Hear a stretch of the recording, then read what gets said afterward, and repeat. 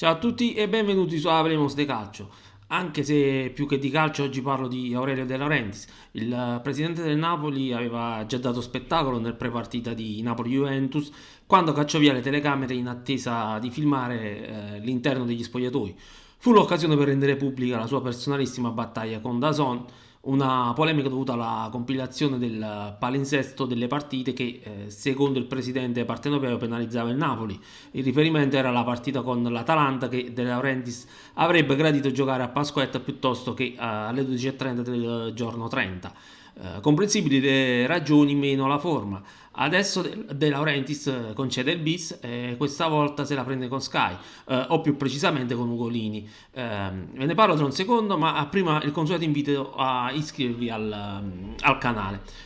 Proprio Sky insieme alla Rai era stata messa nella lista dei buoni, ma a questo punto la blacklist si allunga. Sappiamo tutti cosa è successo lunedì 11 marzo.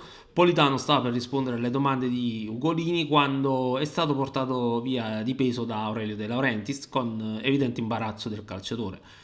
Ma possiamo soprassedere su questo, così come possiamo sorvolare sulle informazioni circa lo stato di salute dei testicoli del presidente, che a suo dire sono rotti.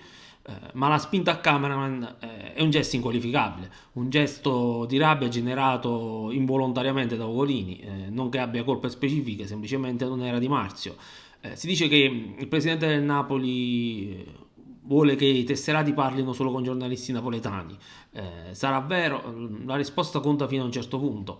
La questione è che De Laurentiis ha esposto il Napoli, ma anche i napoletani, ad una pessima figura. De Laurentiis in quel momento stava rappresentando una tifoseria, una città, un popolo che è stato esposto a questa figuraccia. Ora, io mi rendo conto che De Laurentiis, a forza di produrre cinepanettoni, sia finito con restare imprigionato dai personaggi che animano i suoi film, fino a diventare una continuazione oltre la sala cinematografica, oltre il TV, ma dovrebbe cominciare a separare le due cose. Scene come quelle di lui che scappa insieme al primo motorino che passa, che manda a fanculo tutti e tutti anche quando ha palesemente torto, non si possono accettare. Questo non vuol dire essere genuini, ruspanti, è solo manifestare mancanza di educazione e di serietà. Mancanza di educazione perché non si rispetta il lavoro degli altri, a cominciare da quello del cameraman che è stato spinto e che avrebbe potuto farsi male.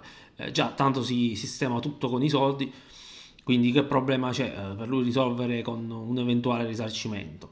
Mancanza di educazione perché non si rispetta chi è abbonato a Sky, così come a DAZN. Si dirà che dopo tutto ha fatto anche gli interessi dei tifosi quando ha iniziato la battaglia con DAZN, colpevole di non aver permesso a Napoli di giocare l'1 aprile, ma l'Atalanta il 3 alla Coppa Italia e non è certo colpa dei bergamaschi o di DAZN se il Napoli si è fatto buttare fuori dal Frosinone. Alla fine De Laurentiis sbraita, ma di concreto non fa nulla per cambiare il sistema. I tifosi, tanto per lui quanto per i suoi colleghi, così come per il broadcast, sono polli da spennare ed è ciò che fanno con il benestare di tutti. Attendo i vostri commenti, iscrivetevi al canale e noi ci vediamo la prossima volta.